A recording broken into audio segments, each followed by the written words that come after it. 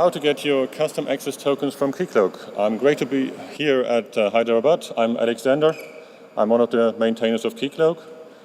And access tokens, well, they grant access, usually to your APIs.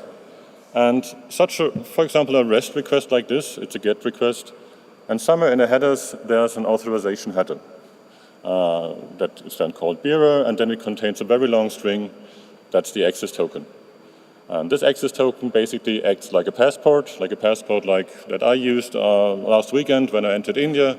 I showed it to the person there, and they accepted it, including my visa, and I was allowed to enter. So these kind of access tokens, you get it from your identity system. In this case, it would be Keycloak, for example, using OpenID Connect. You're logging in, and at some point you get an access token. And with Keycloak, all these access tokens are JSON web tokens, JWTs, or JOT tokens.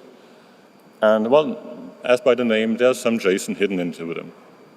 And if you decode such a token, you will find a piece of JSON with a lot of information, and each of these items is called a claim.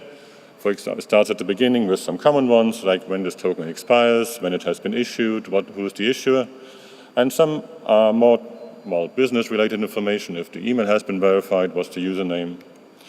And with Keycloak, you have full control on how these access tokens are defined, and all the other tokens as well. You can really customize that. You can create scopes and claims. You can configure those to be optional or default. You can map these claims to specific scopes, and eventually also decide if a piece of information is available in which kind of token. For example, here you can really have 4 different choices where this information is then eventually being shown.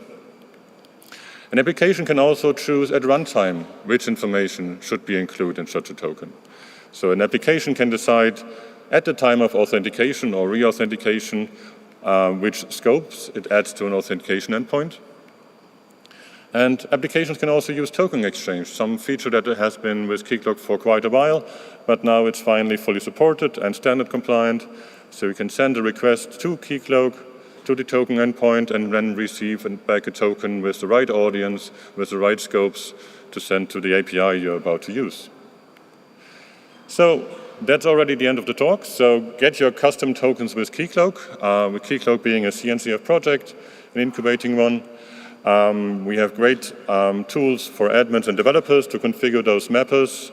You can also build your own mappers to get this information that is really necessary for use case, to get all these endpoints and tokens that Keycloak provides. Applications can ask for scopes as part of the authentication flow, or you can use token exchange.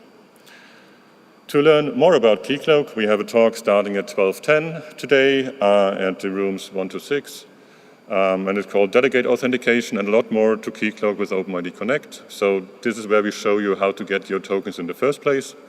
And we have a project table. The project table is there today in the afternoons and tomorrow in the afternoon from 3:10. I hope I will see a lot of people there. If you're new to Keycloak, come around and learn about Keycloak. If you're already using Keycloak, we love to hear your stories. Please share them with us when we're there. Thank you very much.